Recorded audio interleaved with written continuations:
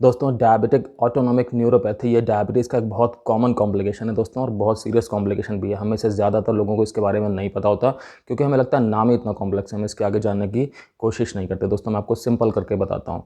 दोस्तों क्या होता है कि कुछ एक नसें होती हैं जो हमारे शरीर के इंटरनल ऑर्गन्स को कंट्रोल करती हैं, गवर्न करती हैं। दोस्तों नसों का मतलब क्या होता है? नसें दोस्तों उन कोशिकाओं से मिलकर बनती हैं जिन कोशिकाओं से मिलकर हमारा ब्रेन भी बनता है या हमारी स्पाइनल कॉर्ड बनती हैं। तो दोस्तों नसों में डैमेज होने की वजह से शरीर की पूरी जो वर्किंग है वो अफेक्ट हो जाती है। तो डायबिटिक ऑटोनोमिक न्यूरोपैथी दोस्तों वो कंडीशन है जिसमें वो सारी की सारी नसें डैमेज हो रही हैं जो कि हमारे इंटरनल ऑर्गन्स को कंट्रोल करती हैं, गवर्न करती हैं। जब वो नसें दोस्तों डैमेज होना स्टार्ट हो जाएंगी तो फिर हमारे शरीर के वो जो इंटरनल ऑर्गन्स हैं जो बहुत इंपॉर्टेंट होते हैं वो ठीक से काम नहीं कर पाएंगे और शरीर में सिम्टम्स आना स्टार्ट हो जाएंगे। दोस्तों इस वीडियो में बात करेंगे कि डायबिटिक ऑटोनोमिक न्यूरोपैथी में दोस्तों किस किस तरह के लक्षण हो सकते हैं जो कि आप समय पे अगर आइडेंटिफाई करें तो अपने डॉक्टर से आप सलाह मशवरा कर सकते हैं। इस कंडीशन में दोस्तों आपका हार्ट, ब्लड वेसल्स, आपका डाइजेस्टिव सिस्टम, आपका यूरिनरी सिस्टम पूरा का पूरा, आपके सेक्सुअल ऑर्गन्स, आपकी आँखें, आपकी स्वेट ग्लैंड्स, आपके लंग्स, ये सब के सब दोस्तों प्रभावित हो सकते हैं। तो आइए बात करते हैं कि किस किस तरह के सिम्टम्स हम देख सकते हैं डायबिटिक ऑटोनोमिक न्यूरोपैथी में।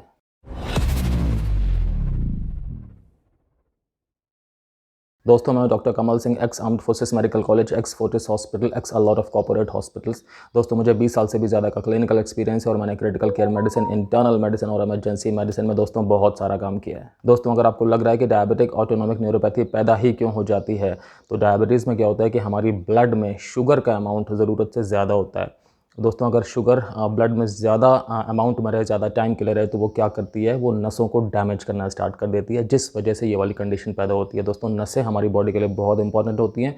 जो नर्व सेल्स होती हैं वो एक सेल से दूसरी सेल को कम्युनिकेशन करती हैं, सिग्नल्स देती हैं, जिसकी बेसिस पे दोस्तों सेल्स के अंदर जो हज़ारों लाखों टाइप की प्रोसेसेस हो रही होती हैं, रिएक्शंस हो रही होती हैं, वो सब सुचारू रूप से चल पाती हैं। अगर नर्व सेल्स डैमेज होना स्टार्ट हो जाएं, अगर नर्व्स डैमेज होना स्टार्ट हो जाए, तो दोस्तों हमारे शरीर के अंदर एक हैवॉक आ जाता है और हमारा शरीर ठीक से काम नहीं कर सकता, एक यूनिट की तरह ठीक से काम नहीं कर सकता और किस्म किस्म की सीरियस प्रॉब्लम्स होना स्टार्ट हो जाती हैं। दोस्तों कुछ नसें ऐसी होती हैं जो हमारे ब्लड प्रेशर को या हमारी हार्ट रेट को कंट्रोल करती हैं। तो क्या होता है कि जब हम सपोज़ कुछ बहुत ज़्यादा फिजिकल एक्सरसाइज कर रहे हैं या कुछ बहुत फिजिकल एक्टिविटी कर रहे हैं या सपोज़ हम किसी मेंटल स्ट्रेस में आ गए, तो ऐसे केसेस में हमारा ब्लड प्रेशर बहुत ज़्यादा ना शूट कर जाए या हमारी हार्ट रेट बहुत ज़्यादा तेज़ ना हो जाए या बहुत इरेगुलर ना हो जाए, इन सब चीज़ों को कंट्रोल करने के लिए हमारी जो नसें हैं दोस्तों वो काम करती हैं। लेकिन जब वो नसों में डैमेज होना स्टार्ट हो जाए डायबिटीज़ की वजह से, फिर वो नसें ठीक से प्रोटेक्ट नहीं कर पाती, फिर वो ब्लड प्रेशर को ठीक से कंट्रोल नहीं कर पाती, फिर वो हार्ट रेट को ठीक से कंट्रोल नहीं कर पाती दोस्तों, और ये चीज़ें जो हैं वो डेंजरस लेवल पे पहुंच सकती हैं। ये दोस्तों पहली बात है। इसमें और क्या हो सकता है कि सपोज़ पेशेंट लेटा हुआ है और लेटे हुए से वो अचानक उठ करके बैठे या खड़ा हो जाए तो उसका ब्लड प्रेशर ड्रॉप हो सकता है, जिसकी वजह से कि उसे ऐसा लग सकता है कि आंखों के सामने अंधेरा आ गया या बेहोशी का एहसास होने लगा या चक्कर आने लगे। इस तरह की चीज़ें दोस्तों हो सकती हैं। इसमें ऐसा भी हो सकता है कि हार्ट रेट अचानक से कभी बहुत तेज़ हो जाए या दोस्तों अचानक से बहुत कम हो जाए, या इसमें ऐसा भी हो सकता है दोस्तों कि जो हार्ट रेट है वो इर्रेगुलर हो जाए। और अगर इर्रेगुलर हार्ट रेट दोस्तों अचानक से हो जाए तो उसे एरिथमिया कहते हैं, और दोस्तों ये लाइफ थ्रेटनिंग बहुत डेंजरस कंडीशन हो सकती है अगर इसका समय पर रोकथाम ना किया जाए तो। दोस्तों हार्ट को जो नसें सप्लाई करती हैं, उन नसों के ज़रिए ही हार्ट को जब कभी कोई प्रॉब्लम होती है तो पेन का सेंसेशन होता है चेस्ट में। तो अगर ये वाली नसें डैमेज हो गई हैं तो इसमें क्या प्रॉब्लम हो सकती है पेशेंट को कि अगर हार्ट को प्रॉब्लम हो रही है, सपोज़ अगर हार्ट को ऑक्सीजन कम मिल रही है जिसकी वजह से कि हार्ट अंदर से स्ट्रेस में आ रहा है, परेशान हो रहा है, तो नॉर्मली पेशेंट्स को पेन पैदा हो जाता है चेस्ट में, जिसकी वजह से कि उन्हें आइडिया लग जाता है कि कुछ प्रॉब्लम है और वो फटाफट से मेडिकल सर्विसेज ले लेते हैं, डॉक्टर के पास चले जाते हैं। लेकिन इन पेशेंट्स को जिनके अंदर डायबिटिक ऑटोनोमिक न्यूरोपैथी डेवलप हो रही है या हो चुकी है, इनकी पेन की सेंसेशन जो है वो अफेक्ट हो जाती है। तो इनके हार्ट को दोस्तों अगर स्ट्रेस हो भी रही है बहुत ज़्यादा, अगर हार्ट को ऑक्सीजन नहीं पहुँच पा रही है ब्लॉक की वजह से या किसी वजह से, तब भी इन्हें नॉर्मली पेन नहीं होता या पेन बहुत कम होता है, क्योंकि जो पेन की नसें हैं वो डैमेज हैं। तो इन्हें एहसास नहीं हो पाता कि हमें कुछ प्रॉब्लम है और हम डॉक्टर के पास फटाफट से जाएँ। तो दोस्तों ऐसे केसेस में जो हार्ट है, जो स्ट्रेस की कंडीशन में है, उसकी स्ट्रेस कम करने के लिए पेशेंट कुछ नहीं कर पाता, क्योंकि पेशेंट को पता ही नहीं लग पाता कि हार्ट में कुछ अंदर प्रॉब्लम हो रही है। तो ऐसे में नॉर्मली देखा गया है कि जो हार्ट की कंडीशन है स्ट्रेस वाली, वो बढ़ सकती है, लाइफ थ्रेटनिंग हो सकती है। दोस्तों डायबिटिक ऑटोनोमिक न्यूरोपैथी में लंग्स भी अफेक्ट हो सकते हैं।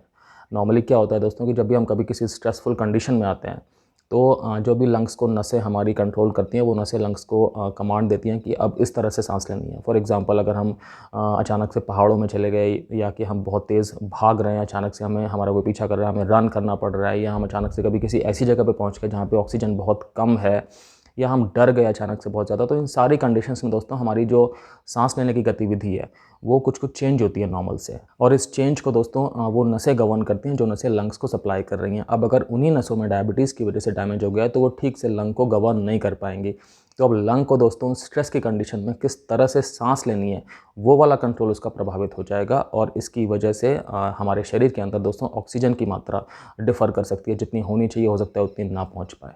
दोस्तों डायबिटिक ऑटोनोमिक न्यूरोपैथी में एक कंडीशन और डेवलप हो सकती है, उसका नाम है ऑब्स्ट्रक्टिव स्लीप एपनिया। इसमें क्या होता है कि पेशेंट रात में सो रहा है तो सोते सोते उसकी कुछ टाइम के लिए सांस बिल्कुल रुक सकती है, बिल्कुल बंद हो सकती है, उसे इस बात का पता भी नहीं चलता। और ये कंडीशन दोस्तों डेंजरस भी हो सकती है। आप समझ रहे हैं कि अगर सांस लेना ही बंद हो जाएगा पेशेंट का कुछ टाइम के लिए तो उसके अंदर ऑक्सीजन की कमी हो सकती है, जो कई बार डेंजरस लेवल पे भी पहुंच सकती है। तो जो भी डायबिटीज़ के पेशेंट्स हैं उन्हें इस बात का ध्यान रखना है कि वो जब भी रात में सो रहे हैं तो ऐसा तो नहीं हो रहा कि उनकी सांस कुछ टाइम के लिए बिल्कुल रुक रही है, उसके बाद फिर अपने आप स्टार्ट हो रही है। दोस्तों डायबिटिक ऑटोनोमिक न्यूरोपैथी की वजह से डाइजेस्टिव सिस्टम में प्रॉब्लम्स आ सकती हैं और कई किस्म के सिम्टम्स पैदा हो सकते हैं। फॉर एग्जांपल दोस्तों ऐसा हो सकता है कि आपको नौजिया बना रहे, ऐसा हो सकता है कि आपको वॉमिटिंग होना स्टार्ट हो जाए। दोस्तों नौजिया क्या होता है? नौजिया का मतलब होता है कि वॉमिटिंग आने की सेंसेशन होना, टेंडेंसी होना, ऐसा लगना कि जी मिचला रहा है। ठीक है फ्रेंड्स, ऐसा भी हो सकता है कि आपको पेट में दर्द होना स्टार्ट हो जाए, एब्डोमिनल पेन जिसे कहते हैं, वो बार बार होना स्टार्ट हो जाए आपको। दोस्तों ये भी हो सकता है कि आपको डायरिया हो जाए, मतलब लूज़ मोशन होना स्टार्ट हो जाए, स्पेशली रात के टाइम पे। कई सारे पेशेंट्स को दोस्तों कॉन्स्टिपेशन हो जाता है या कब्ज़ की शिकायत हो जाती है इस वाली कंडीशन में। दोस्तों ऐसा भी देखा गया है कि कई बार पेशेंट्स को लगता है कि उनका पेट बहुत जल्दी भर गया, उन्होंने थोड़ा सा ही खाना खाया था लेकिन उनका पेट बहुत ज़्यादा भर गया। कई सारे पेशेंट्स को दोस्तों ऐसा लगता है कि उनके पेट में बहुत ज़्यादा गैस है, मतलब पेट बिल्कुल सूज गया है, पेट बिल्कुल फूल गया है, ये वाली कंडीशन होती है। दोस्तों कुछ एक पेशेंट्स को ऐसा हो जाता है कि पहले लूज़ मोशन लगे हुए हैं, फिर उसके बाद कुछ टाइम पीरियड के लिए कब्ज़ हो गई या कॉन्स्टिपेशन हो गया, उसके बाद फिर से लूज़ मोशन लगे हुए हैं, इस वाली साइकिल में वो आ जाते हैं। कई सारे पेशेंट्स को दोस्तों कुछ भी चीज़ निगलने में प्रॉब्लम होना स्टार्ट हो जाती है। कुछ एक पेशेंट्स का दोस्तों अपने स्टूल पास होने की प्रोसेस से कंट्रोल ख़त्म हो जाता है और उसे फीकल इनकंटिनेंस कहते हैं, मतलब आपके बिना किसी कंट्रोल के ही आपके स्टूल्स पास हो जाएँ। ये वाली कंडीशन दोस्तों देखी जा सकती है डायबिटिक ऑटोनोमिक न्यूरोपैथी में, अगर आपका डाइजेस्टिव सिस्टम इन्वॉल्व हो गया है तो। दोस्तों डायबिटिक ऑटोनोमिक न्यूरोपैथी में क्या होता है कि जो हमारी आंतों का मूवमेंट है वो स्लो हो जाता है, जिसकी वजह से जो हम खाना खाते हैं तो वो जिस स्पीड से हमारे पेट से फिर हमारी आंतों तक जाना चाहिए वो स्पीड स्लो हो जाती है। तो खाना अब धीरे धीरे मूव करता है क्योंकि हमारी जो इंटेस्टाइन है, जो हमारी आंतें हैं, उनकी दीवारों में ये अब संकुचन धीरे धीरे हो रहा है। तो इस वजह से दोस्तों क्या होता है कि जो खाना है उसका डाइजेशन भी स्लो हो जाता है, तो जिसकी वजह से जो खाना डाइजेस्ट होने के बाद ग्लूकोज़ बनता है उसका जो एब्जॉर्प्शन होता है शरीर में वो चीज़ भी स्लो हो जाती है। और चूँकि ग्लूकोज़ का एब्जॉर्प्शन स्लो हो रहा है दोस्तों, तो अब इंसुलिन की रिलीज़ भी स्लो हो जाती है। तो ओवरऑल जो हमारी बॉडी में जो ग्लूकोज़ है उसका मैनेजमेंट अब थोड़ा सा कॉम्प्लिकेटेड हो जाता है। दोस्तों डायबिटिक ऑटोनोमिक न्यूरोपैथी में हमारा जो ब्लैडर है, यूरिनरी ब्लैडर जिसमें यूरिन स्टोर होता है, उसकी नसें भी प्रभावित हो सकती हैं दोस्तों, और कई बार यूरिनरी सिम्टम्स आ सकते हैं। क्या हो सकता है कि कई बार आपको ये सेंसेशन ही ना पता लगे कि आपको कब यूरिन पास करना है, तो जिस वजह से आप यूरिन बहुत ज़्यादा टाइम के लिए आपके ब्लैडर में होल्ड हो गया और इसकी वजह से यूरिन के इन्फेक्शन होना स्टार्ट हो सकते हैं। दोस्तों ऐसा हो सकता है कि आपके जो यूरिन है दोस्तों उससे कंट्रोल ही खत्म हो जाए और आपको यूरिन का लीकेज होना स्टार्ट हो जाए, जिसे हम यूरिनरी इनकंटिनेंस भी कह सकते हैं दोस्तों। बहुत कॉमनली देखी जाती है ये कंडीशन डायबिटिक ऑटोनोमिक न्यूरोपैथी में। दोस्तों अगर आपको वीडियो अच्छा लग रहा हो तो प्लीज़ लाइक कर दीजिएगा। अगर आपने अभी तक सब्सक्राइब नहीं किया है चैनल को तो प्लीज़ सब्सक्राइब भी कर लीजिएगा दोस्तों। अगर आप कनेक्ट कर पा रहे हैं, अगर आपको ये सिम्टम्स, ये टॉपिक समझ में आ रहा है दोस्तों, आपको अगर लगता है कि किसी इंसान को देखने की ज़रूरत है तो प्लीज़ वहाँ पे शेयर भी कर दीजिएगा। दोस्तों डायबिटिक ऑटोनोमिक न्यूरोपैथी में पुरुषों में जो सेक्सुअल प्रॉब्लम्स हो सकती हैं वो कौन कौन सी हो सकती हैं? तो सबसे पहली चीज़ है कि जो इरेक्टाइल डिसफंक्शन वाली कंडीशन है दोस्तों वो पैदा हो सकती है, मतलब जो सेक्सुअल एक्ट है उस टाइम पे जो आपका मेल सेक्स ऑर्गन है, जो पेनिस है, उसमें ठीक से इरेक्शन ना हो, उसमें ठीक से स्ट्रेंथ ना आए। ठीक है दोस्तों। सेकंड चीज़ इसमें क्या हो सकता है कि रेट्रोग्रेड इजैकुलेशन हो सकता है।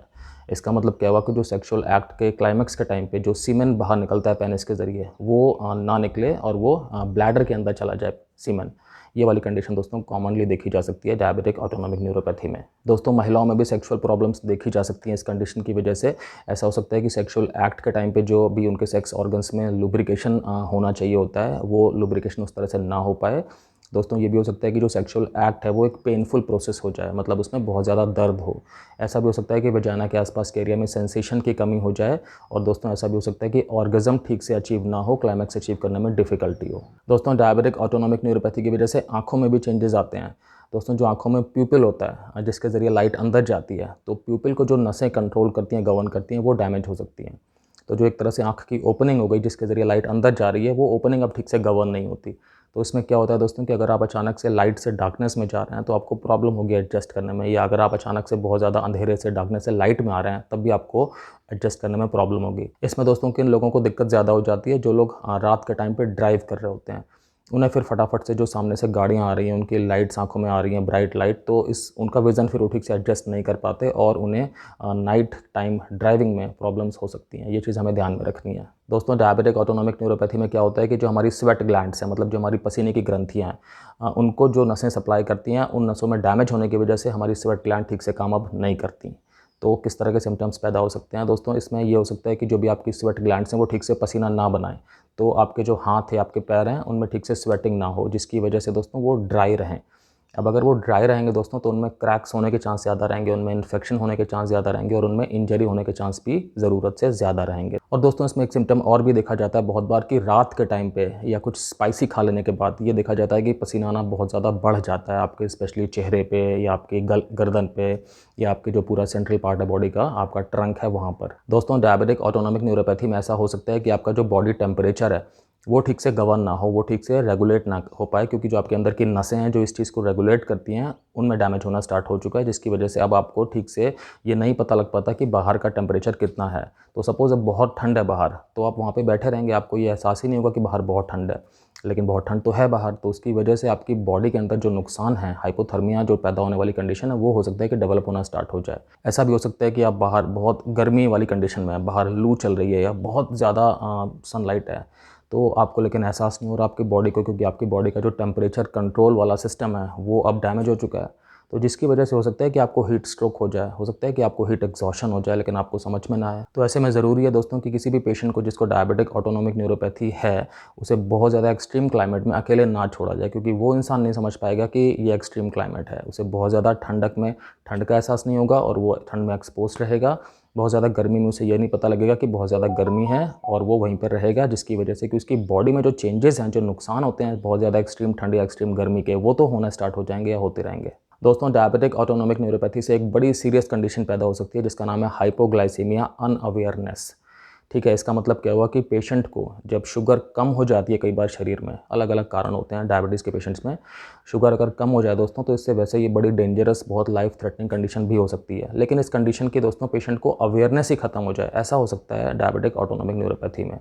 नॉर्मली क्या होता है कि जब पेशेंट की शुगर ड्रॉप होना स्टार्ट होती है तो पेशेंट को अंदर से कुछ कुछ सिम्टम तो महसूस होते हैं, घबराहट होती है, बहुत ज़्यादा पसीना आ जाता है अचानक से, बेहोशी का एहसास होने लग जाता है, ज़बान लड़खड़ाने लगती है, इस तरह की चीज़ें होती हैं। लेकिन दोस्तों अगर डायबिटिक ऑटोनोमिक न्यूरोपैथी डेवलप हो चुकी है तो ये हो सकता है कि उसे शुगर कम होने का एहसास ही ना हो। और दोस्तों जब उसे एहसास ही नहीं होगा कि शुगर कम हो रही है शरीर में, तो फिर वो उस चीज़ की रोकथाम के लिए भी कोई कदम नहीं उठा सकता, क्योंकि उसे तो एहसास ही नहीं हो रहा कि मेरी शुगर कम हो रही है।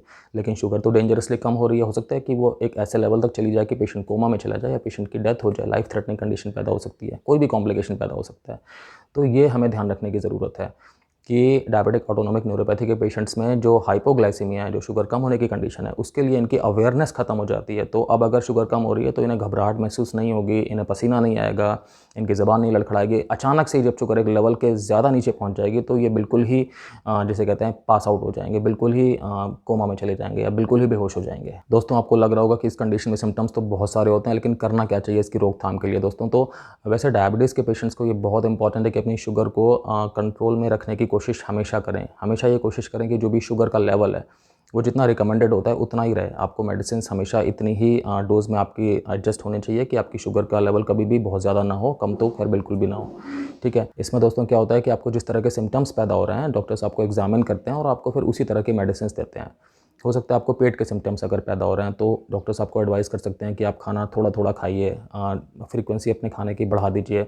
आपको खाने के बारे में एडवाइस कर सकते हैं कि शायद फाइबर वाला खाना ज़्यादा बढ़ा दीजिए, या कुछ भी आपको एक बार पूरी हिस्ट्री लेकर के फिर आपको जो भी चेंजेस है वो आपको बता सकते हैं। अगर आपको सेक्सुअल प्रॉब्लम्स हो रही हैं तो आपको अकॉर्डिंगली मेडिसिन दी जा सकती हैं। अगर आपको ब्लड प्रेशर वाली प्रॉब्लम्स हो रही हैं तो आपको गाइडलाइंस दे सकते हैं कि आपको लेटे हुए से अचानक सीधे नहीं उठना है। आपका ब्लड प्रेशर गवर्न करने के लिए आपको कई तरह की मेडिसिन दी जा सकती हैं। तो डिपेंड करता है कि क्या प्रॉब्लम पैदा हुई है डायबिटिक ऑटोनोमिक न्यूरोपैथी की वजह से, और उस प्रॉब्लम को डॉक्टर्स फिर पर्टिकुलरली एड्रेस करते हैं। आपका काम क्या है कि आप इन सारे सिम्टम्स को समझ करके रखें। अगर आपको डायबिटीज़ और कोई भी सिम्टम अगर आपको पैदा हो रहा है, एक बार अपने डॉक्टर से ज़रूर कंसल्टेशन ले लें, बात कर लें।